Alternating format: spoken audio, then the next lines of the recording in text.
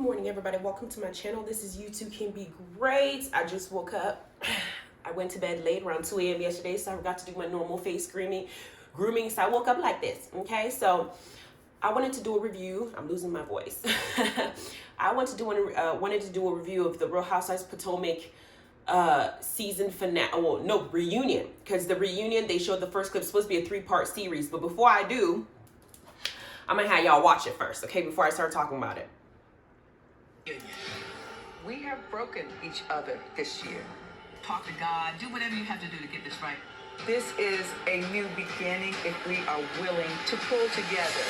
So Charlie, you're the most famous bird in America. What does it feel like? If I go to the African market, they're like, get the goat. Get the goats? Yes.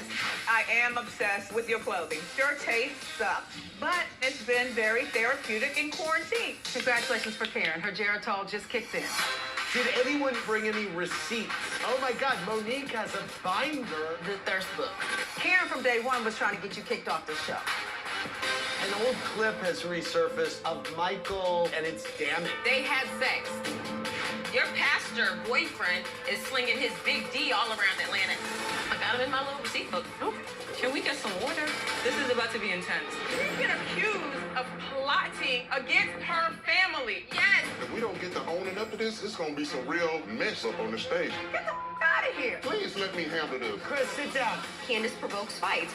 Words are weapons. If you cared, you would not be riding this bitch. What was your emotional reaction after you saw the footage? I said, okay, well, if I'm fired, I'm gonna go finish her off.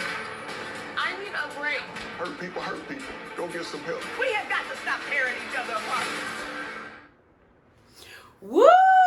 Oh, I'm excited. I don't even know what to say. I told y'all that I can't wait till the reunion to come here, because when the reunion gets here, we gonna see it all. I said in my reviews, I did one a couple days ago, and I also did Salt Lake City yesterday, so go and watch the episode for Salt Lake City, because it's good to watch and you will enjoy yourself.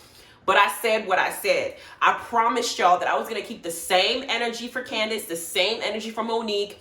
I am not excusing Candace's behavior. I'm sorry. It's never going to happen, not in this lifetime or the next. Because as you saw in the reunion, Karen said what I've been saying. Words are weapons. Words are dangerous. You can't be running your mouth like you do, Candace, and then go around and tell people, oh my God, I'm just going through a lot. I have to put sticky notes up to make my day. I woke up and I have anxiety, and it's just, well, you need to have anxiety for your damn mouth too. That should be scaring you as well, for the things that come out your damn mouth, because it is disrespectful and some people just can't handle it. I have the strength to just walk away from Candace and cross off my life and just tell myself that she's just not worth the damn energy. Apparently Monique and Ashley and everybody else don't seem to feel that way. You talk too damn much. You talk. And Karen has been saying it to her multiple times throughout the season. Your mouth is an issue. Hell, even Giselle said that, oh, Candace is so annoying. We know she's so annoying. Annoyance is one thing. Running your mouth the way that you do, that's sometimes it can be verbally assaulting people. And that's what you get. Now, I'm not saying that it's okay to just be going around beating somebody's ass, but I'm saying that Candace has responsibility when it comes to the fight that happened between her and Monique. I'm not changing my mind. I hear your opinions. I see y'all comments. I'm happy that you guys are able to see the picture from the glass half full perspective. I'm looking at it from both half full and half empty. It takes two to fight. She was not in the corner just sitting there and somebody just walked up to her and started beating her ass. She was arguing. She ran her mouth. The argument extended to something further. It just escalated and went above and beyond. But she was not an innocent bystander sitting there minding her business. And on top of that, I said in one of my earlier reviews about the whole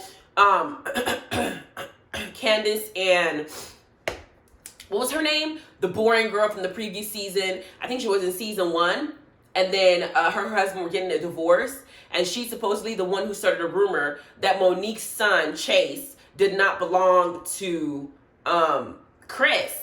And then Candace had called her, and according to what Monique and Chris said, Candace called her, and they have proof that Candace stayed on the phone with that woman for over an hour, getting tea on what she thought was what was complete rumors. And then went and did an interview mentioning it. In her interview, she did say, I saw Chase, and Chase is Chris's baby. But the fact that Candace entertained that interview would kind of make it look some type of way. Now, another thing about this reunion that I want to know is, Chris said that Candace's husband and her are on good terms, and that they used to come over their house, and Candace's husband said they'd go to their house to have dinner sometimes, and they were there.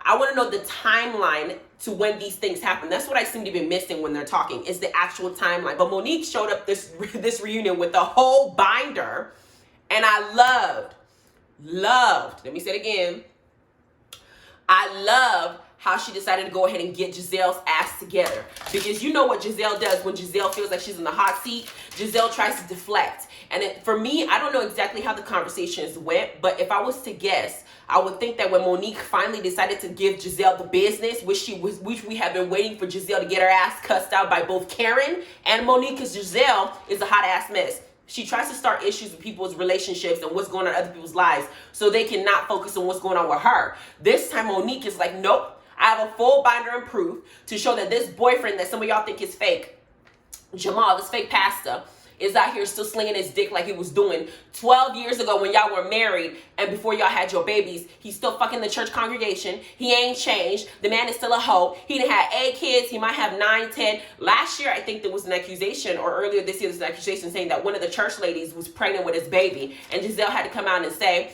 no, it's all a lie. Girl, ain't a lie. If for there to be a baby to exist, Giselle, that means that Jamal had to have fucked that girl. And then there was another article that came out saying, oh, well, why is everybody mad?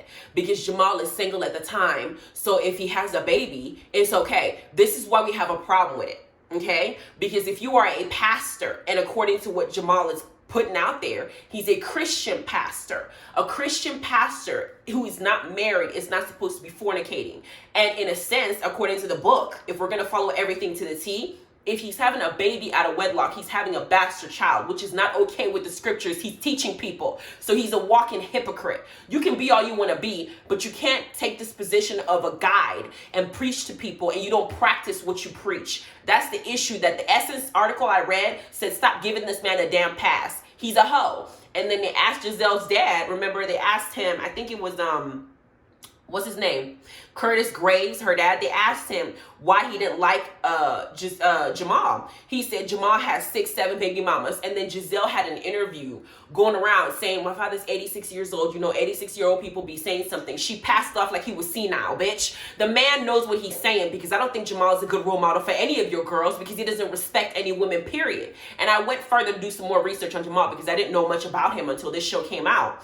Jamal was a pastor initially at Baltimore, at a church in Baltimore called Empowerment Temple Church, okay? He's a pastor there. And then when that scandal broke out and when everything was going on between him and Giselle's now 50. Jamal is 49, so he's a year younger than her. And it seemed like he had done an interview with the Breakfast Club, and in that interview he said that he had left Giselle because he wouldn't be disrespected in his home. But at the time, Giselle had his kids. 1-year-old, the twins were 1-year-old, and the older daughter was 2 years old at the time. And then they said that they divorced 12 years after being married, but he had walked out on her initially when the baby was 1 and 2, when the babies were 1 and the other one was 2. How you gonna walk out on her at that age, say you don't want to be disrespected when you're the one fucking around? That level of reverse psychology and gaslighting baffles me for somebody who claims to be a man of the cloth. That's the part I think that is shocking to me the most, that you can sit there and look at yourself in the mirror, and then when somebody sits there and says you did something wrong, you're going to do an interview saying, I made a mistake, I'm a human being, Mistakes only happen once in a while. What you're doing is pathological, fool. Then I did more research, and I'm like, this man is a 49-year-old unpaid gigolo, because he said that he has been slinging his brown all over Atlanta, because I don't know if he's still the pastor in the church of Baltimore, but I know he's currently the senior pastor of a church called the New Birth Missionary Baptist Church in Atlanta, Georgia. Changed the whole name and everything, probably moved because Baltimore wasn't having him anymore, and he loves missionary positions, so he's gonna go ahead and be the senior pastor for the New Birth Missionary Baptist Church in Atlanta. And at the time now, it says he has, what I could confirm was that he had 3 daughters with Giselle, Angel, Adore, and Grace. He had another daughter before Giselle. She's 22-year-old now. And then he had another son while he was with Giselle, name of John. He's 5 years old. And I think that was the affair that was supposedly had broke up the relationship officially between Giselle and Jamal, because he had a baby. And according to that girl in a 2015 article, because we're in 2020 now, in a 2015 article, he allegedly had an affair with that woman, and he had asked her for an abortion. You see the double standard? Because he made a mistake, he asked to kill the baby. But this man is a pastor. Now, I'm not against abortion. I'm sorry. I'm not for it. I'm not against it. I personally, I don't care. I'm indifferent. It all depends on what I want to do for myself. If somebody decides they want to go have an abortion and it's their baby, I don't feel like I have a say to tell them what to do, because I'm not responsible financially if I force them to have the baby. And a lot of people are complaining, oh, people are on welfare, this, and this, but you're forcing them to have babies when they're not ready. And some companies refuse to pay for birth control for these women, or they don't make the Plan B is like $50 in certain areas, and they say certain areas is free, but I've never seen it free. But Plan B, when I see it, it's $50, and you're not. If you don't want people to have so many abortions, you shouldn't make it difficult for them to take certain precautions to make sure they don't have to do that. So I just choose not to involve myself in its entirety. But for this situation, as a pastor who's supposed to be a man of God, not only cheating, but you wanted to hide your infidelity by now terminating the pregnancy that happened while you were cheating, you were being a hoe, you were committing adultery. Like, all of this is just wrong. That's what it is. So I'm reading all of this, and I'm sitting here trying to see Giselle, who goes around judges people, looks at everybody on that show, points out all their flaws, including Robin's situation where her man, Juan, when Juan wasn't going to propose to her and she's been living in a house with him for years. Why on earth did she say that Robin shouldn't be in that house? She didn't like in the first season. She said Robin he should marry her. She'll know what they're doing. If that's the case, why? I don't know what you're doing either. And I don't know why Robin is not being honest with her about her situation, because I know Robin is thinking what we're thinking. No way in hell we will go back to this person. Now, if we get to Candace and her boo-boo crying ass, it seems like Chris in the reunion is going to come out and he's going to speak. Because I think this is what I like about the reunion. At this time, they have all watched the show. They have seen what we have not been seeing.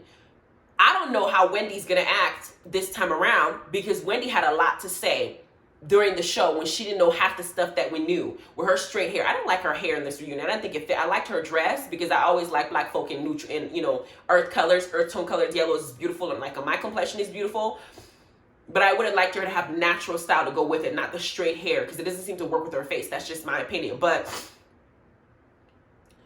I want to know how Wendy's going to respond, because she had a lot to say for Candace. Now that she's going to hear more of what Chris and Monique had to say, what her stance is going to be. And then Robin is going to say, she has been accused of plotting against her entire family. Robin, shut up. I don't know why Robin is there. Robin Hood, she's robbing somebody else's place on this show. Because to me, she is not a housewife. I don't know what her purpose is other than to insert herself in other people's business to make it seem like she wants to be relevant on the show. She's just as boring to me as the first girl from first season that is over here starting rumors about Monique all over Potomac.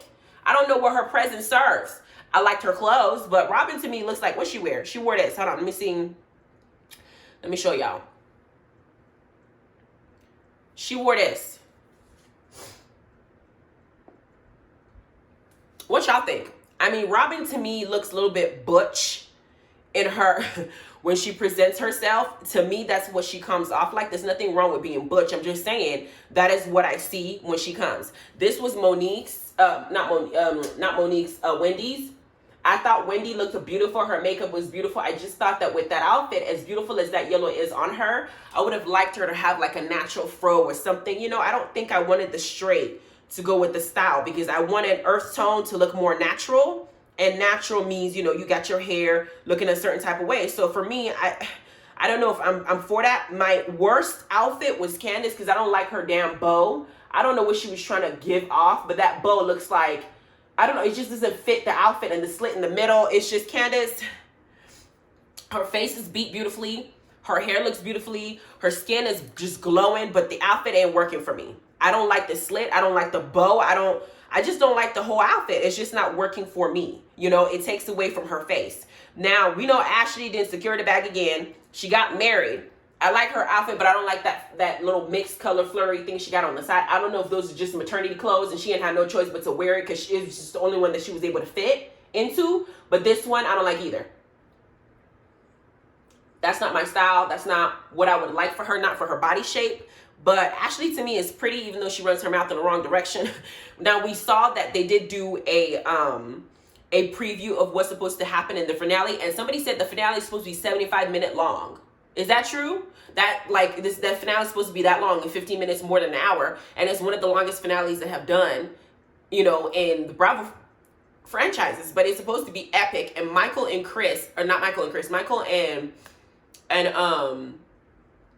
what's his name? Monique's husband are supposed to almost go at it. And it seems like Michael's going to say something to Candace's man. Candace is going to now start going off to Karen, and she's going to start trying to bully Karen into picking her side. And at the end of this show, or the end of this reunion, Karen's going to let her know that I'm not going to pick a side because I'm going to be honest with you about the way that you behave. I'm not cool with it. And then what is Candace going to do? She's going to be out in the end of the show. That tears that she keep crying every single time. I'm not for it. Here's Monique's outfit. Monique looks more natural to me than all the other girls as far as what she did with her hair. But her outfit, I don't know if I would say, I like how the outfit fits on her, but I don't know if it's one of my favorite. I just don't like the shimmering aspect of it because it's just not my style, but she looks good in it. You know, it's just not for me. I can't seem to find a single one with Karen in it, but I will show you one with Giselle. Giselle's own, it fits her. You know, she usually likes straight hair. The color of the hair works for her. The slit on the side is better than the slit in the middle that Candace had. You know, Giselle to me is very beautiful, but I don't know what Jamal did to her for her to feel like she deserves that. That's the only thing that I don't understand, because I would not be with somebody like that. Now, this is all the pictures of them together, and Karen looks beautiful as always and stuff like that. But it's yellow's the theme. I'm just waiting to see what's going to happen. Again, I'm going to show y'all a last minute clip. Or I'm going to try to show the last of what's going to happen next week. But I'm not even trying to, I'm not going to pretend like Candace is not going to get it from a few of the cast members. I think that Candace is going to have to wake up and really she's going to have to really wake up and understand that her behavior is not to be excused. And I don't care how many crocodile tears she cries. I'm not for it. But I'm going to show y'all to it one more time before I get off this review. And y'all tell me what you think. And are you ready? Reunion. We have broken each other this year. Talk to God. Do whatever you have to do to get this right. This is a new beginning if we are willing to pull together. So Charlie, you're the most famous bird in America. What does it feel like? If I go to the African market, they're like, get the goat. Get the goats? Yes, I am obsessed with your clothing. Your taste sucks, but it's been very therapeutic in quarantine. Congratulations for Karen. Her Geritol just kicked in. Did anyone bring any receipts? Oh my God, Monique has a binder. The thirst book. Karen from day one was trying to get you kicked off this show. An old clip has resurfaced of Michael, and it's damning. They had sex. Your pastor boyfriend is slinging his big D all around Atlanta. I got him in my little receipt book. Can we get some water? This is about to be intense. She's been accused of plotting against her family. Yes, If we don't get to owning up to this, it's gonna be some real mess up on the stage. get the out of here. Please let me handle this. Chris, sit down. Candace provokes fight. Words are weapons. If you cared, you would not be writing this bitch. What was your emotional reaction after you saw the footage? I said, okay, well, if I'm fired, I'm gonna go finish her off. I need a break. Hurt people. Go get some help. We have got to stop tearing each other apart. Finish her off. Oh my God. I'm excited. I want to see. I'm gonna review the one that's supposed to do this Sunday, the finale, and then I'm gonna go ahead and review every part of this 3-part reunion. Y'all stay tuned. Let me know what y'all think and what y'all expect to see. Have a wonderful day. Bye.